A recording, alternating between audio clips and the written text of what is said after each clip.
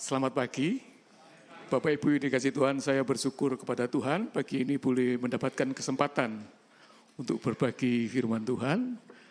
Saya senang bisa diundang kembali ada di tempat ini. Mungkin bagi yang lama itu sudah tidak asing lagi dengan saya, namun banyak yang baru yang saya lihat. Untuk itu saya sedikit memperkenalkan diri, nama saya Pak Juwari. Ya. Saat ini saya tinggal di Grand Delta Sari, klaster Katlea 38. Untuk yang lama yang saya lihat dan saya percaya tidak akan lupa ya, karena baik yang mengikuti acara tadi malam maupun tidak, saudara tidak akan pikun. Selagi kita punya kesempatan untuk membaca, merenungkan firman Tuhan, maka kepikunan-kepikunan itu akan dengan sendirinya, bukan hanya tertunda, tapi tidak akan ada. Amin. Bapak Ibu dikasih Tuhan, pagi ini saya akan menyampaikan tentang satu tema yang saya beri tema relationship, satu hubungan intim. Saya ambil dari Injil Yohanes 15, ayat yang pertama, sampai Yohanes pasal 16 ayat yang pertama. Nah, dari sana kita bisa melihat ada beberapa hal hubungan intim yang bisa kita dekati, yang bisa kita jauhi. Ada dua hal, jadi yang pertama yang mesti kita tahu bersama, ya sadar atau tidak bahwa kita itu punya satu relationship, satu hubungan, baik secara besar maupun secara kecil. Yang terkecil itu dalam keluarga, yang terbesar ketika kita bekerja, ketika kita bermasyarakat, dan ketika kita bergereja. Nah, di tengah-tengah hubungan, di tengah-tengah relationship itu tentu ada hal-hal yang kadang-kadang bisa menyenangkan, kadang-kadang bisa memompah kegirangan, tapi juga sekaligus ada hal-hal yang membuat hati ini sedih, bahkan lebih dari itu bisa membuat hati ini sakit. Nah, pagi hari ini kita akan belajar yang pertama dari relationship kita dengan dunia. Jadi sadar atau tidak ya, walaupun kita ini katakan warga negara surgawi, tapi kita juga ada di dalam dunia ini. Ya, ini yang tidak bisa kita pungkiri. Yohanes pasal 16 ayat yang pertama, kita akan baca bersama-sama sebagai pendahuluan. Injil Yohanes pasal 16 ayat yang pertama. Ini bagian terakhir, namun Tuhan taruh di hati saya untuk justru menempatkan posisi bagian yang utama. Dikatakan demikian, Yohanes pasal 16 ayat yang pertama kita baca bersama-sama. 1, 2, 3. Semuanya ini kukatakan kepadamu supaya kamu jangan kecewa dan menolak aku. Nah, hubungan yang pertama, relationship yang pertama, kita dengan dunia ini, kita dengan orang yang ada di sekitarnya itu tidak bisa dipungkiri, tidak bisa dihindari. Mau tidak mau kita akan bertemu, mau tidak mau kita akan berada di dunia ini, di Indonesia, di Surabaya, di Sepanjang, di Sidoarjo dan sebagainya. Kenapa Tuhan berkata seperti ini? Semua ini kukatakan kepadamu, supaya kamu tidak kecewa dan menolak aku. Nanti kita akan belajar bersama, ternyata rasa kecewa, kekecewaan yang timbul dari hati kita, itu bisa menjauhkan kita dengan Tuhan.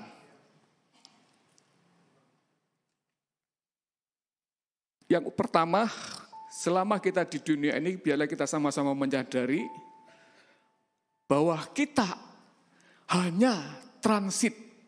Kita hanya tinggal sementara. Itu sebabnya Yesus tidak pernah mengajarkan kita untuk mencintai dunia ini. Yesus tidak menyuruh kita melakukan sesuatu untuk kepentingan dunia ini. Kita di dunia ini transit, saudaraku. Satu saat pesawat atau satu saat kendaraan yang menjemput kita datang, mau tidak mau, itu kita akan berangkat. Memang ada kalanya, walaupun pesawat, apalagi kendaraan darat, itu bisa delay, itu bisa terlambat, saudaraku.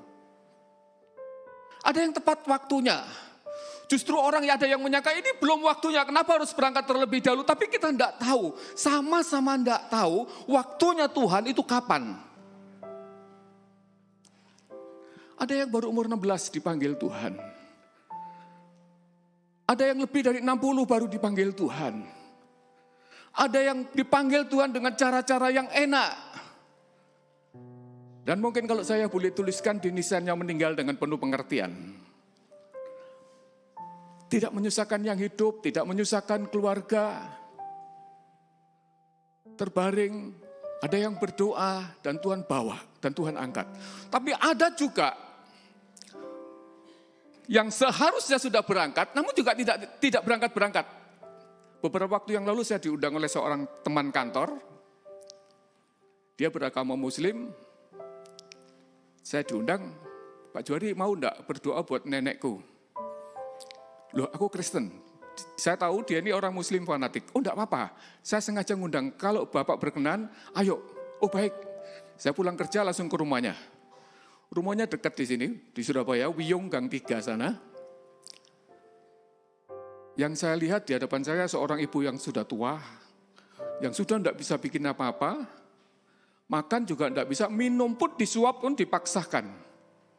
Cuman satu yang tidak bisa membuat mereka tidak bisa mengatakan orang ini, jadi orang ini, ibu ini, boleh dikata dia sedang ada dalam satu lembah, namanya lembah kekelaman. Mati juga enggak, hidup juga enggak. Hanya tangannya ya begini. Terbaring, tapi tangannya begini terus. Kan enggak mungkin kalau seperti itu harus dikatakan mati.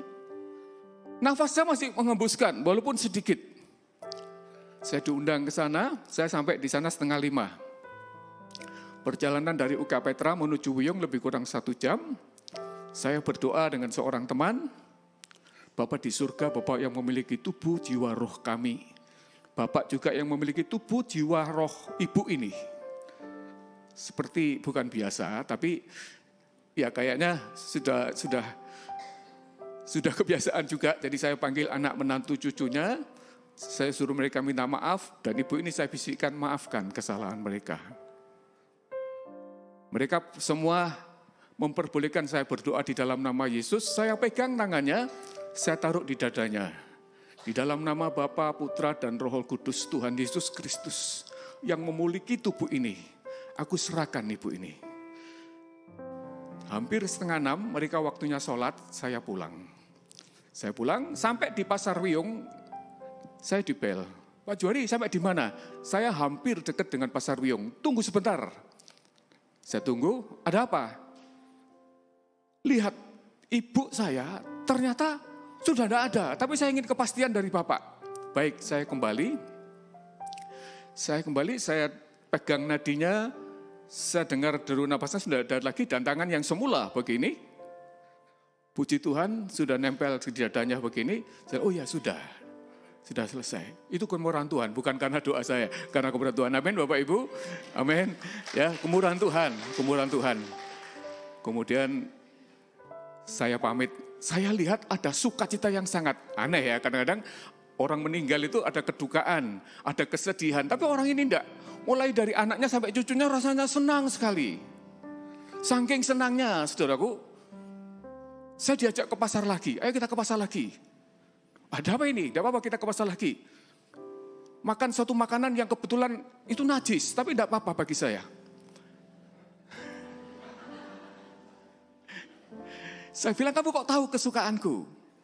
Padahal menurut Victor enggak boleh. Jangan Pak dikurangi, tapi enggak apa-apa, sesekali ya. Saya juga makan babi kecap, saudaraku. Saya makan di sana. Nah, orang ini sempat delay beberapa saat, saudaraku. Nah, kenapa saya katakan transit?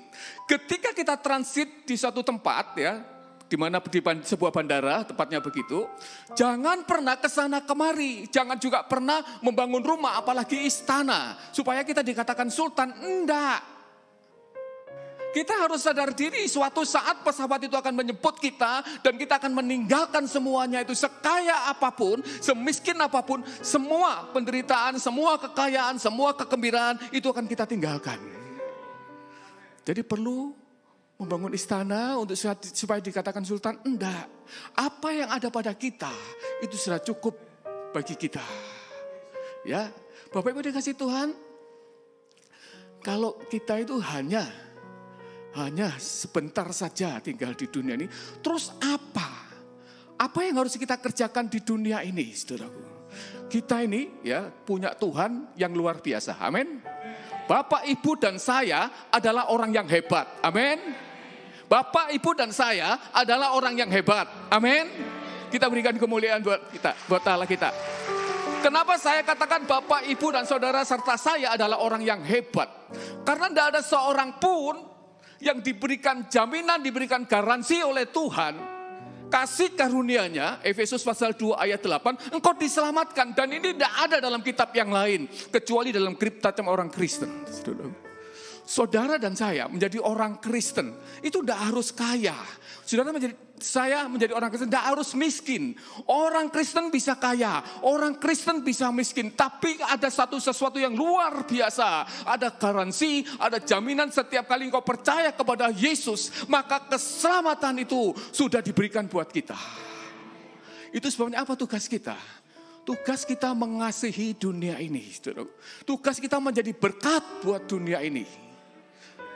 Setiap kita tanpa terkecuali, tidak semua orang dipanggil jadi pendeta, tidak semua orang dipanggil jadi penginjil, dan tidak semua orang dipanggil jadi pengurus gereja. Tapi setiap orang itu dipanggil menjadi saksinya Tuhan. Tapi kenapa? Mungkin saudara bertanya dengan saya, melihat kondisi keadaan yang ada akhir-akhir ini, ada begitu banyak gereja. Bukan hanya ditutup, tapi ada yang dibakar, dan lebih parah lagi ada yang dipersekusi, disiksa dan lain sebagainya. Kenapa ini terjadi? Apakah Tuhan tidak hadir di dalam gerejanya dan melindungi dari pembakaran itu? Apakah Tuhan tidak melindungi pada umatnya ketika hamba Tuhan itu harus lari ke kamar mandi untuk menyelamatkan diri pada kebakaran itu? Tapi saudara, ngeri. Suami, istri dan anaknya berangkulan, mati terbakar. Kenapa bisa seperti ini? Di manakah Tuhan? Seharusnya kalimat ini tidak perlu keluar dari mulut kita. Dalam kondisi seperti apapun, ketika engkau mengalami suatu kesesakan, ketika engkau mengalami kesakitan, ketika engkau merasakan susah dalam hidup, Tuhan itu ada. Kenapa bisa seperti itu? Kita lihat Yohanes 15 ayat 18. Mulai masuk di Injil Yohanes 15. Saudara mesti tahu bersama ya. Tahu bersama kita itu hanya transit. Sehingga kalau perlakuan ini terjadi pada kita, kita mesti sadar. Kita tidak perlu kecewa. Dikatakan begini. 15 ayat 18. 1, 2, 3. Jikalau dunia membenci kamu, ingatlah bahwa ia telah lebih dahulu membenci aku dari kamu, saudaraku. Jadi ketika dunia ini membenci kita, ketahuilah dia terlebih dahulu membenci Tuhan. Satu kondisi, satu keadaan yang kadang-kadang bikin kita kecewa. Di manakah Tuhan? Tuhan kenapa tidak tolong saya? Tuhan tidak lepaskan saya. Ada 2 rasul kecewa ketika melihat Yesus Kristus, Allahnya orang Yahudi, Allah yang berjanji menyelamatkan isi bumi ini. Ketika dia ada di Taman Getsemani, dia kecewa. Kenapa Yesus begitu gampang menyerahkan dirinya? Dia ambil pedang ini dan dia pegang telinganya. Siapa dia? Petrus. Imam Malkus ini dipotong telinganya. Yesus Kristus adalah Allah yang luar biasa. Dia pegang telinga itu dan ditaruh, sembuh kembali. Kecewa Petrus, kenapa Yesus tidak berontak? Kenapa Yesus tidak melawan? Kenapa Yesus tidak terlalu lemah? Saudara tahu Yudas Iskariot? Yudas Iskariot itu anak seorang nabi. Dia penjual madu, tapi tidak pakai racun. Dia hanya penjual madu.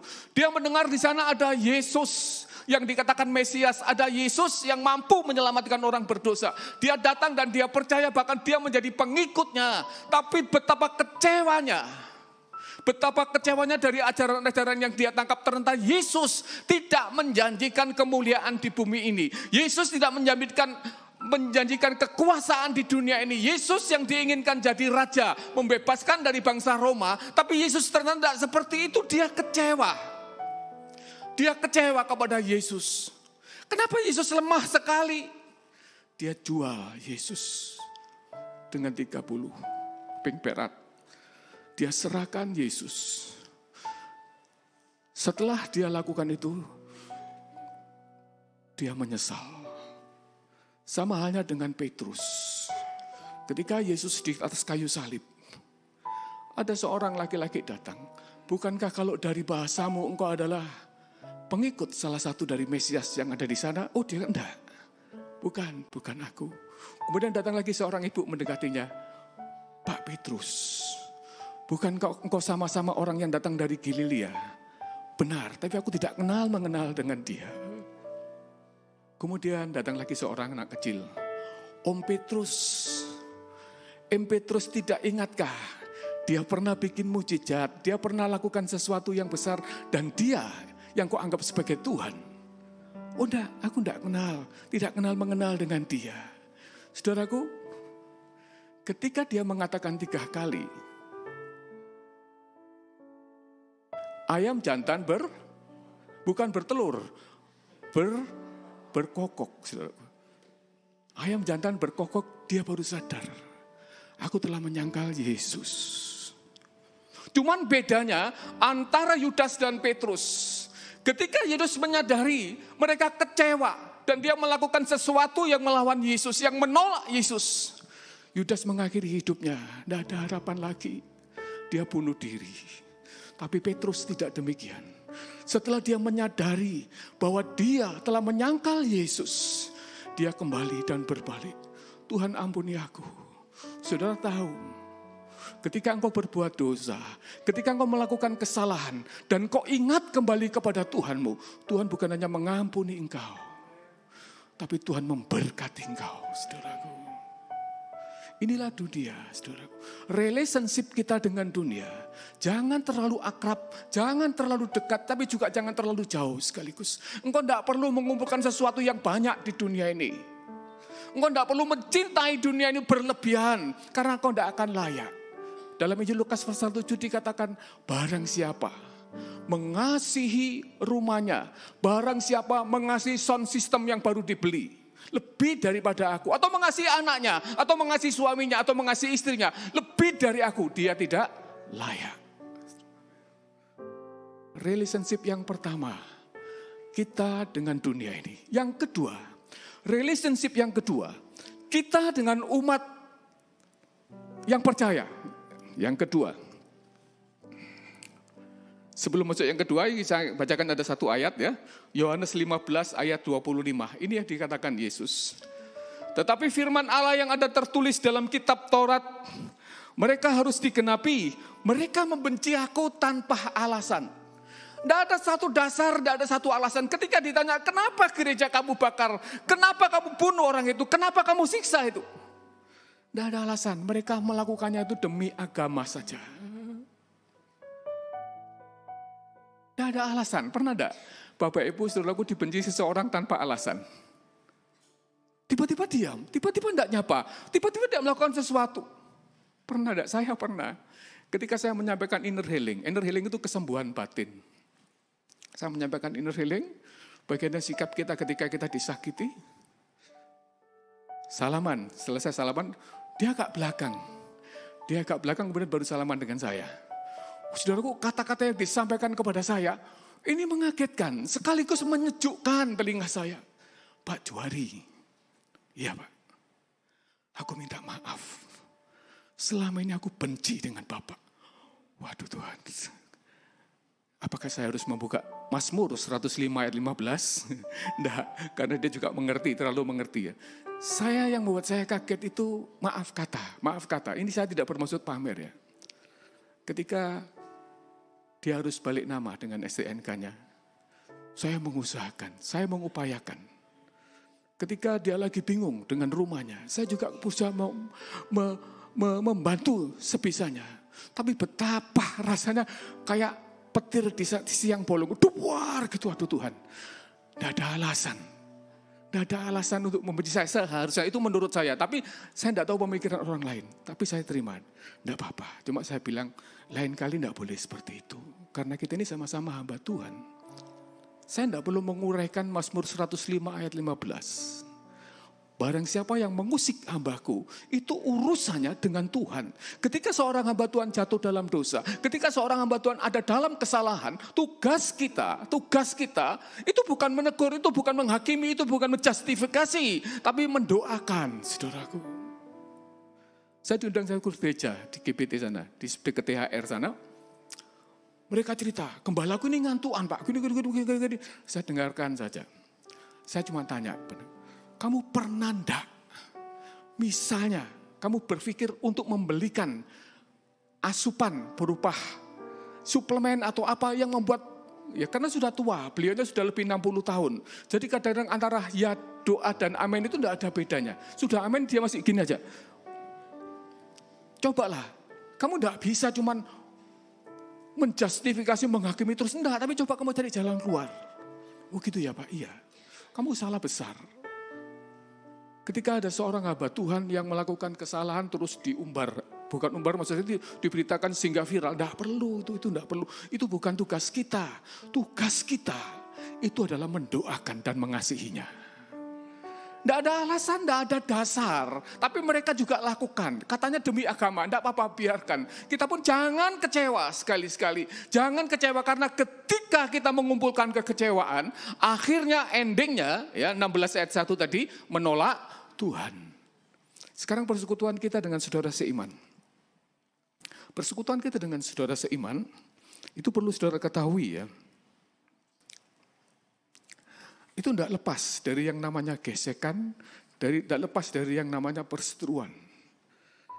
Karena Amsal Fatsal 27 ayat 17 itu mengatakan begini, biarlah manusia menajamkan, besi menajamkan besi, dan manusia menajamkan sesamanya. Itu bisa terjadi, saudaraku. Relationship yang paling dekat antara suami dengan istri, orang tua dengan anak, menantu dengan mertua, dan sebaliknya. Ketika anak dibedakan dari anak-anak yang lain, mungkin karena dia hitam, mungkin karena dia rambutnya tidak sama, mungkin karena dia mempunyai sesuatu yang beda dengan anak-anak yang lain, orang tua membedakan. Orang tua membedakan. Dan ini bisa bikin kecewa. Atau suami istri. Suami ekspektasinya mengharapkannya lebih daripada yang bisa dipenuhi oleh istrinya. Kecewa. Dan saudaraku tahu sekarang trennya orang kecewa, itu balasannya dengan apa? Dengan perselingkuhan. Karena di agama yang sana, siap atau tidak siap, yang namanya istri itu 24 jam harus menyediakan diri untuk melayani suaminya. Tapi bagaimana dengan orang Kristen? Enggak. Ketika engkau menyatakan bahwa dia adalah istri, dia adalah suami, dia bukan lagi dia, tapi dia dan kamu adalah satu. Kalau dia sakit, seharusnya kita juga merasakan sakit. Kalau dia merasakan gembira, kamu seharusnya juga merasakan gembira. Tapi mereka tidak mau, mereka mengacu satu bagian, bahwa seorang istri yang melakukan tugasnya sebagai seorang istri dengan suaminya, dia akan mendapatkan pahala. Kalau tidak, istri itu boleh diberlakukan apa saja. Termasuk dimandikan tengah malam. Saya mendengar cerita, aduh Tuhan kok sampai seperti itu. Iya Pak, karena dia tidak mau mengikuti satu hukum yang namanya sunnah Rasul. Jadi satu bagian, satu kehendak. Kalau dia merasa tidak terpuaskan dengan istri yang pertama, dia bisa melakukan hubungan lagi dengan istri yang kedua dan seterusnya. Akhirnya apa? Timbul perselingkuhan, hati-hati. Ada dua hal, ada dua dosa yang iblis tahu waktunya saat ini begitu singkat. Dosa yang pertama, benih yang pertama yang ditabur oleh iblis adalah kekecewaan. Hati-hati, istri yang gampang kecewa dengan suami, atau suami yang gampang kecewa dengan istri, hati-hati. Itu adalah benih taburan iblis. Yang kedua, iblis tahu waktunya. Ini yang pertama yang mau saya bagi. Yang kedua kapan-kapan. Ini mengharap diundang Pak Modi lagi. Yang kedua adalah seks, saudaraku. Kawin mengawinkan, itu akan terjadi saat ini. Saudaraku lihat begitu banyak pasangan sudah mau menikah, sudah pre-wed dan lain sebagainya. Si perempuan keluar dengan pria lain sampai jauh malam. Akhirnya kedapatan ketika pacarnya atau tunangannya itu datang, tidak ada, dijumpai di sana, dan setelah dicari ada di sebuah hotel. Mengerikan sekali, perselingkuhan itu begitu dekat, perselingkuhan itu begitu sesuatu yang biasa, hati-hati saudaraku.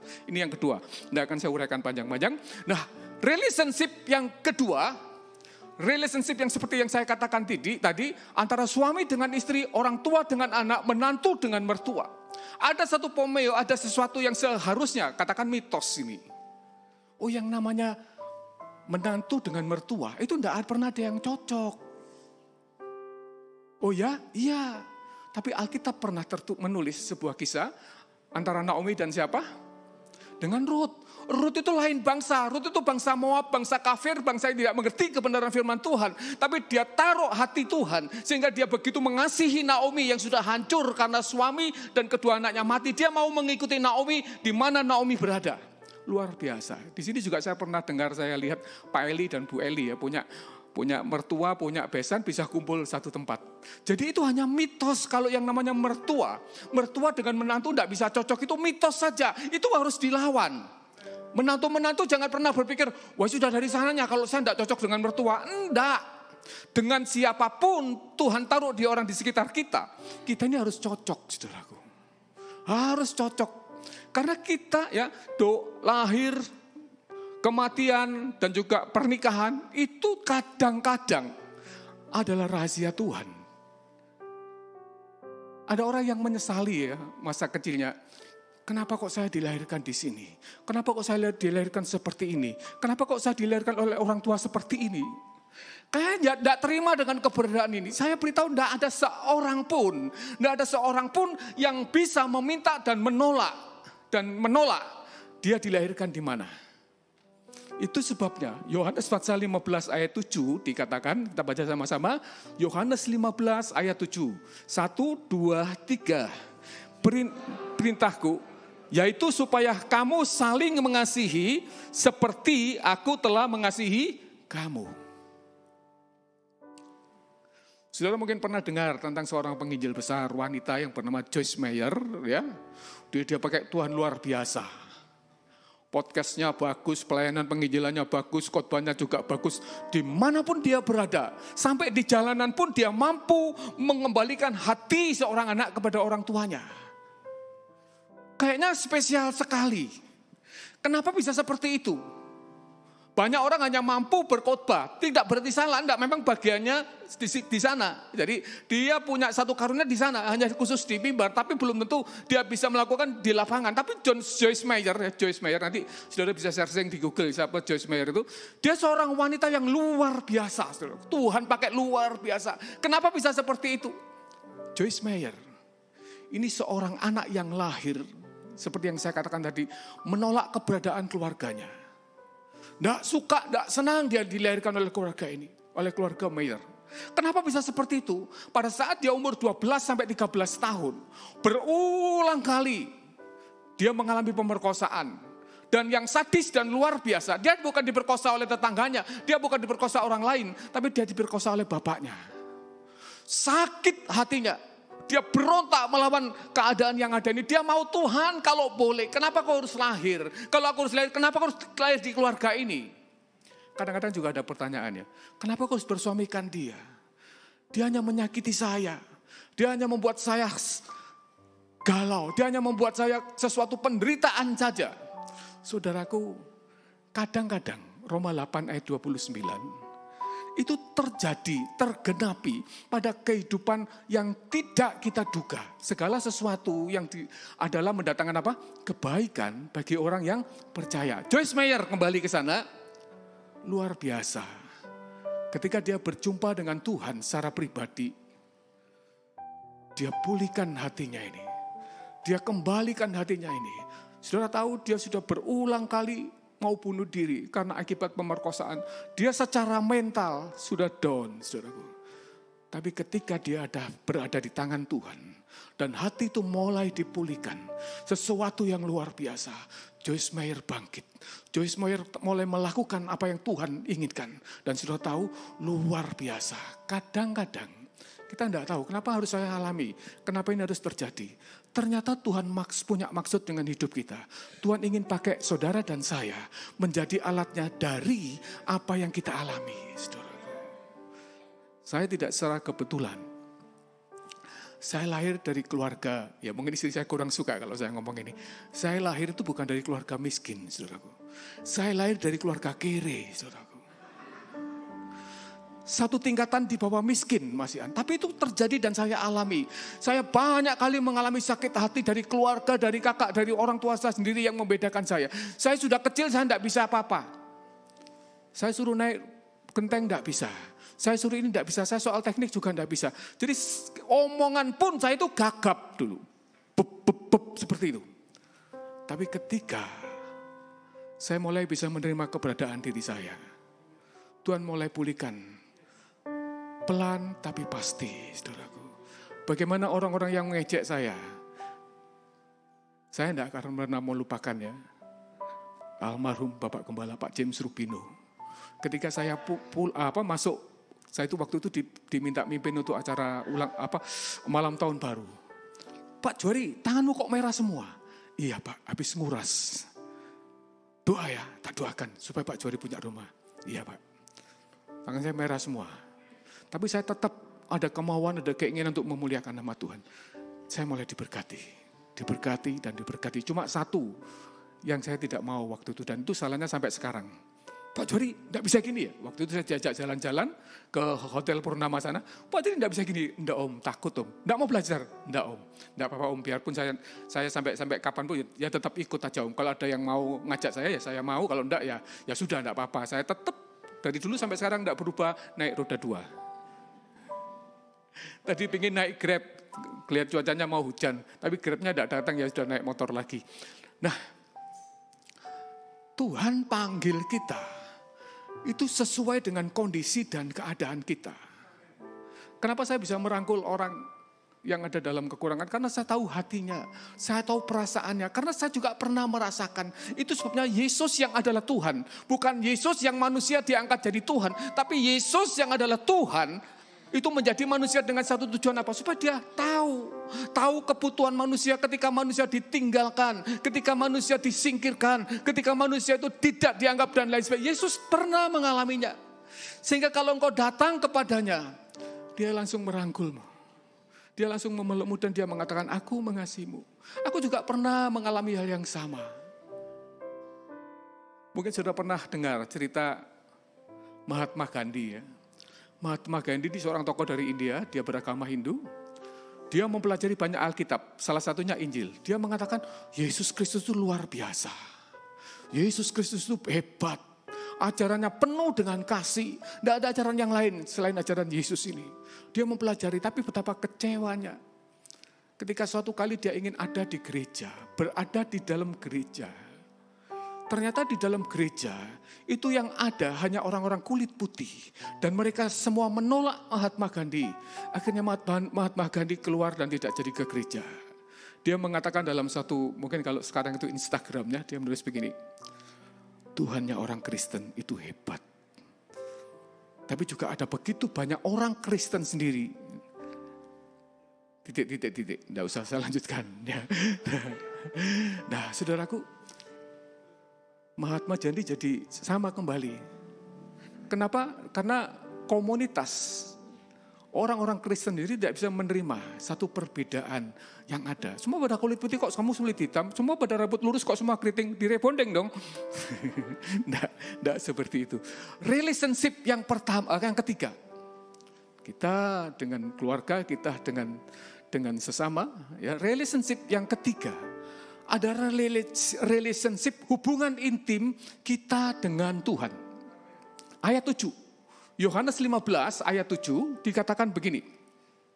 Injil Yohanes 15 ayat 7, kali ini kita baca bersama-sama. Karena ada di slide ya. 1, 2, 3. Jikalau kamu tinggal dan firmanku tinggal di dalam kamu, mintalah apa saja yang kamu kehendaki dan kamu akan menerimanya. Bapak Ibu dikasih Tuhan, ada Mazmur 62 ayat 2, ada Mazmur 62 ayat 6 dikatakan, hanya dekat Allah saja aku tenang. Hanya dekat Allah saja, daripadanya lah damai sejahtera. Tapi dalam Injil Yohanes 15 ayat 7 ini dikatakan, melekat Tuhan itu pokok dan kita ini cabang, kita ini ranting. Kalau kita tidak melekat, bukan cuma dekat. Kalau dekat engkau tidak akan berbuah. Tapi kalau engkau melekat menjadi satu bagian dengan kehendak Tuhan, engkau akan berbuah. Dan buahmu akan dinikmati banyak orang. Tidak peduli siapa kita dan di mana kita. Kalau kita melekat menjadi satu bagian, sehingga apa yang ada padamu itu juga yang ada yang pada Tuhan. Apa menjadi kehendak Tuhan, itu juga menjadi kehendakmu. Saya percaya kehidupan kita akan jauh dari kekecewaan. Apapun yang terjadi, saya katakan Tuhan itu baik. Walaupun mungkin tidak bisa perasaan tidak bisa dibohongi ya, kecewa rasanya. Iya, itu bisa terjadi. Bisa terjadi kepada siapa saja, saudara. Bisa saja terjadi kepada saja. Tapi jangan biarkan kekecewaan itu menumpuk dan menjadi satu kebencian. Akhirnya terjadi apa? Pembunuhan. Akhirnya terjadi apa? Meninggalkan Tuhan. Saudara mungkin pernah, saya ini bawakan cerita ini di persekutuan doa Kutisari ya. Tentang Amnon dan Tamar. Amnon dan Tamar itu punya bapak yang sama. Namanya siapa? Daud. Cuman mereka beda ibu. Jadi Amnon anaknya ibu yang lain, Tamar anaknya ibu yang lain. Di mata Amnon, Tamar ini cantik. Ketika Amnon bergaul dengan kaum muda, orang-orang sekitarnya yang sebaya dengan dia, minta nasihat bagaimana supaya aku dapat mendapatkan hatinya. Walaupun bapaknya sudah bilang tidak boleh, kamu incest, sedara. Tapi karena nafsu manusia itu lebih besar daripada kehendak Tuhan, dilakukan juga. Dengan banyak nasihat, hati-hati ya. Sebab itu saudara-saudara kaum muda, ketika engkau perlu nasihat, engkau perlu petua, jauh lebih bijak kalau engkau datang ke gembala, bapak gembala dan ibu, atau orang-orang yang lebih senior dari yang lain. Kalau engkau minta nasihat pada orang yang sebaya, ya, baru menikah 3 bulan, ya, ada masalah, itu biasa. Tapi jangan lari dari lingkaran ini, tetap engkau ada dalam pernikahan. Kalau engkau minta nasihat kepada temanmu yang sebaya, dan belum menikah, apalagi jomblo selamanya, jomblo yang tidak pernah berkembang, kok diomongi? Kamu masih muda, kamu masih kuat. Kenapa kamu harus terus memberikan waktumu perhatian buat pasanganmu? Ayo coba lihatan dunia luar, coba lihat ada begitu banyak di luar sana kesukaan, kesenangan yang bisa kamu dapatkan. Akhirnya tergiur, saudaraku. Cobalah, kamu belajar. Dia belajar supaya kamu waktumu tidak habis hanya untuk melamun pasanganmu, waktumu cuma tidak habis untuk hanya merenungkan nasibmu. Kamu belajar apapun. Baik, enaknya belajar apa? Kamu belajar bahasa Inggris, saudaraku. Belajar bahasa Inggris. Saya sebutkan namanya karena dia sudah pindah. Dia tinggal di Kebraon, dia belajar bahasa Inggris. Kebetulan yang ngajar bule, saudaraku. Ya, ini ibu ini masih muda, baru menikah, belum punya anak. Diajar, karena bule, jadi bahasa Inggrisnya itu lebih enak, lebih fasih ya. Ditambah-tambahi dengan bahasa Indonesia yang agak kagok-kagok itu kan lebih enak. Jadi begitu, saudara. Nah seperti itu orang Bali kalau itu. Nah rupanya ibu ini mulai bukan hanya tertarik dengan ajaran yang disampaikan, tertarik juga dengan pribadi bule ini, saudaraku. Belum sampai setahun, saudaraku. Dia ikut lari dengan bule ini ke Bali dan seterusnya. Kenapa? Karena tidak minta nasihat, tidak minta petua kepada yang lebih senior, yang lebih pengalaman, yang lebih punya hubungan baik dengan Tuhan. Itu lebih menentukan, saudaraku. Kembali ke Amnon dan Tamar ini. Singkat cerita, akhirnya Tamar diperkosa oleh Amnon. Dan tidak hanya berhenti sampai di situ, bukan setelah diperkosa dikasih, enggak, malah dibuang. Suruh keluar dan pintu suruh nutup, sakit hatinya. Sehingga Tamar sampai ngomong kepada Amnon, aku kau perkosa itu sakit. Tapi aku jauh lebih sakit ketika aku harus kamu buang, kamu lempar. Sakit hati ini. Dah aku tidak kenal dengan kamu. Padahal adiknya, dia mengadu kepada kakaknya yang bernama Absalom. Yang akhirnya nanti berontak terhadap Daud ya. Dia mengadu ke ada Absalom bilang, tidak apa-apa, diamkan dik. Ini kan masih saudara. Dia ngomong sama bapaknya, Pak, anakmu Tamar telah melakukan ini. Bapaknya bilang, ini masalah kerajaan, masalah besar. Jadi jangan sampai masalah ini keluar. Biarkan saja di dalam. Nanti dengan berlalunya waktu, itu kan habis. Apakah benar seperti itu? Tidak pernah. Ketika saudara menunda permasalahan, kalau hanya ditunda tapi tidak diselesaikan, itu tidak akan pernah selesai. Tapi pasti menumpuk. Di pikiran Absalom, dia bukan hanya kecewa dengan Amnon, tapi dia mulai menanamkan kekecewaan ini jadi kebencian. Dari kebencian timbul kepahitan. Dia berpikir dengan teman-temannya, kita adakan pesta. Kita pesta mabuk-mabukan. Dan saudara tahu ketika pesta itu berlangsung, Amnon juga diundang. Walaupun sama papanya enggak boleh. Jangan, Amnon enggak usah ikut. Apa sih urusannya enggak? Amnon harus ikut karena ini pestanya laki-laki. Si Absalom bilang seperti itu. Saudaraku tahu, ketika di tengah-tengah mabuknya, Amnon ini dibunuh oleh Absalom. Ini saudaraku, kekecewaan, kebencian, kepahitan, itu sama halnya kita seperti menempatkan bom waktu. Suatu saat yang namanya bom waktu itu, kalau meledak, itu bukan hanya berbahaya bagi orang lain, tapi sekaligus berbahaya bagi diri kita sendiri.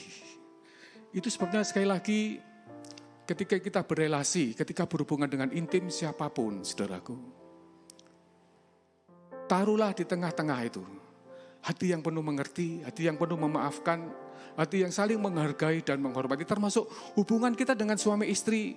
Suatu saat tanpa disadari, cara berbicara istri, ya, cara ngomong suami, itu bisa menyakiti hati istri pasangan kita. Dan kita kecewa. Jangan biarkan kekecewaan itu berlarut-larut. Kau jangan mau terus-menerus berjalan dalam satu lembah, yang namanya lembah kekelaman. Kau sudah berdoa cukup lama, tapi doa itu belum pernah ada jadi kenyataan. Orang lain bersukacita, orang lain berteriak, orang lain bersorak, tapi kita tidak bisa melakukannya dan tidak merasakan sukacita ilahi itu. Kenapa? Karena di rongga-rongga hati kecil itu masih menyimpan kekecewaan. Saya tidak tahu kecewa dengan siapa kita.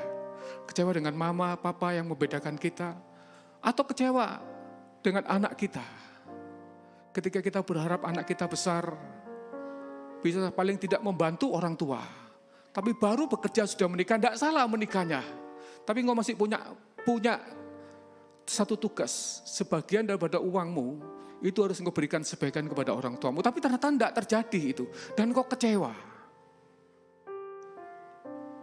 Bapak Ibu yang dikasihi Tuhan, Yeremia 17 ayat 5, itu dengan jelas mengatakan, terkutuklah orang yang mengandalkan dan berharap kepada manusia. Tapi Yeremia 17 ayat 7, berbahagialah orang yang berharap dan mengandalkan Tuhan. Tuhan tidak ingin setiap kita yang hadir pada pagi hari ini mengalami kekecewaan yang sangat. Apalagi kekecewaan itu sudah mulai berubah jadi kebencian. Saudara tahu tanda-tanda orang benci? Orang benci itu jangan diajak ngomong. Karena lihat pun sudah jember. Jembernya kiwer-kiwer. Doakan dia, saudaraku. Tuhan mengasihi kita. Tuhan mengasihi saya. Tuhan juga mengasihi Bapak Ibu yang hadir. Ketika saya menyerah kepada Tuhan, saya minta ampun sama Tuhan. Tuhan ampuni saya, Tuhan. Ampuni saya. Saya telah menyakiti hati orang tua saya. Sadar atau tidak, saya kecewa, pernah kecewa. Kenapa saya dilahirkan dari tengah-tengah keluarga ini? Walaupun belakangan saya merasa bersyukur, ternyata Tuhan punya maksud, ternyata Tuhan punya rencana.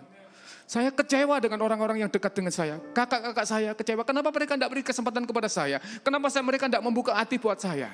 Tapi saat ini saya bisa merasakan bagaimana kerja keras, perjuangan seorang manusia untuk mendapatkan apa yang menjadi impiannya. Itu sendiri, hanya bersama dengan Tuhan. Tuhan ingin setiap kita pada pagi hari ini, tidak ada seorang pun yang mengalami kekecewaan.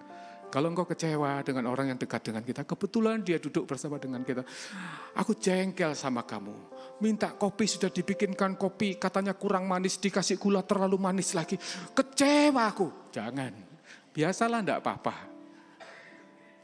Laki-laki itu umumnya tambah tua, tambah sedikit rewel. Nah, ibu-ibu mesti sadar seperti itu. Nah, bapak-bapak juga mesti sadar. Istri itu ya, kalau waktu masih muda itu jarang ngomong, sedikit ngomong. Tapi kalau sudah tua, itu cenderung. Wah, ini yang keras ini biasanya punya pengalaman pribadi. Lah, mari.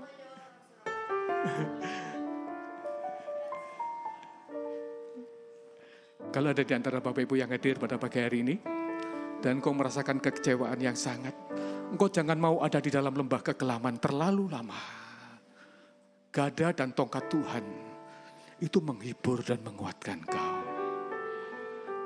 Sekalipun aku berjalan dalam lembah kekelaman, aku tidak takut, sebab engkau besertaku.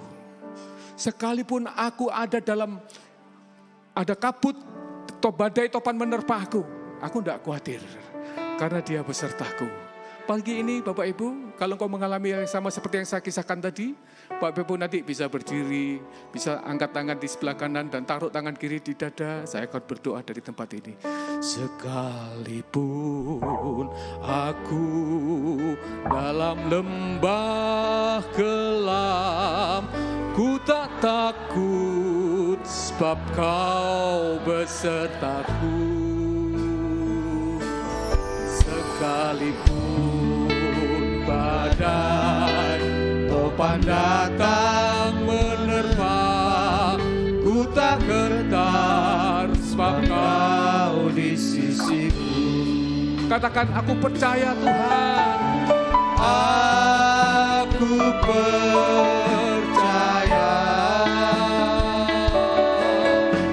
Berkat-Mu atasku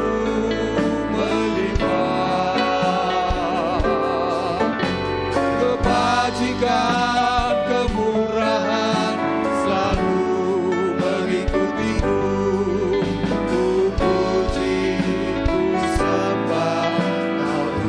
Mari sama-sama berdiri, katakan bersama saya. Sekalipun badai, sekalipun badai topan datang kelam, ku tak takut sebab Kau besertaku. Sekalipun badai topan datang menerpa, ku tak gentar sebab Kau di sisiku. Aku percaya Tuhan. Aku percaya. Berkat-Mu atasku melimpah, atasku melimpah. Kebajikan, kemurahan selalu mengikutiku. Ku puji, ku sembah Kau. Aku percaya Tuhan. Aku percaya.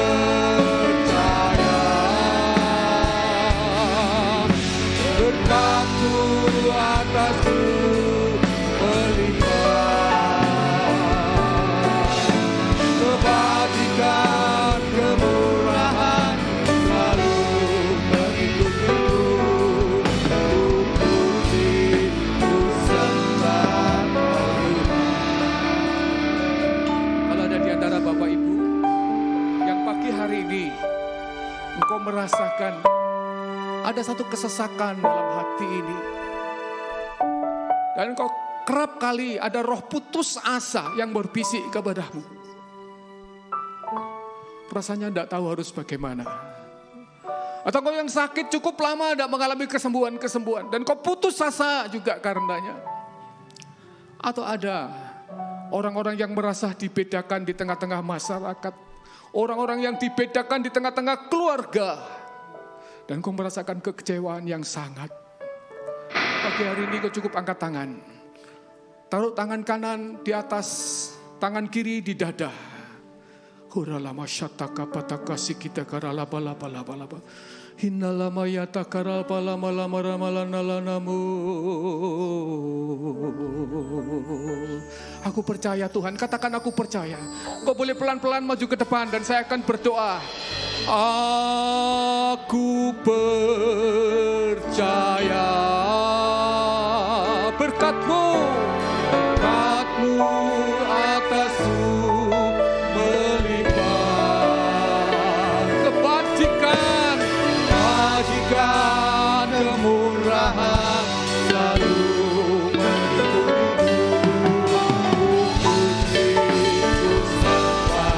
Aku percaya Tuhan.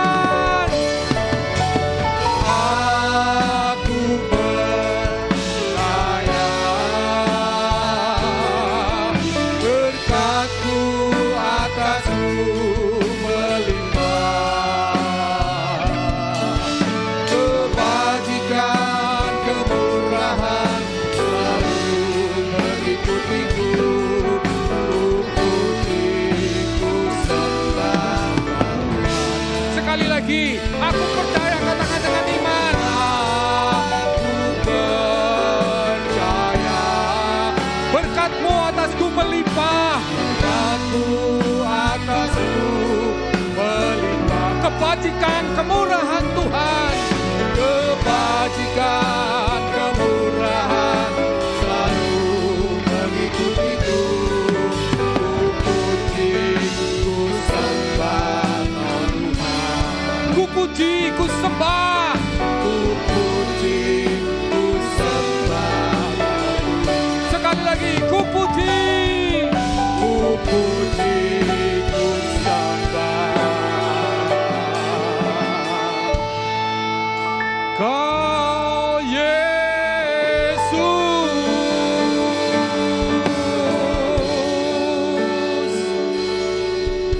Bapak, Tuhan melihat tangan-tangan yang terangkat pada pagi hari ini, Bapak.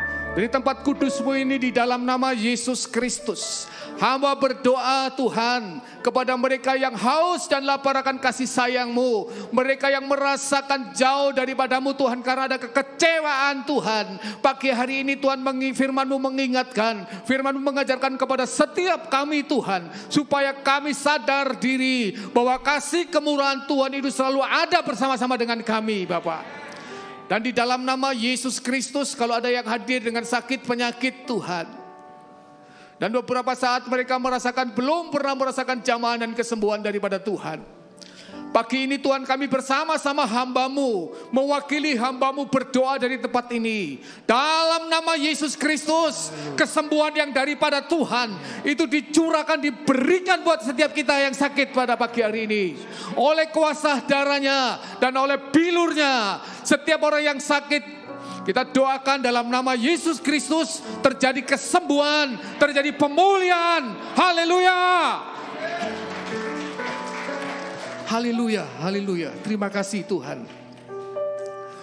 Kami tidak berdoa buat berkat Tuhan, karena kami yakin kami adalah orang yang diberkati Tuhan.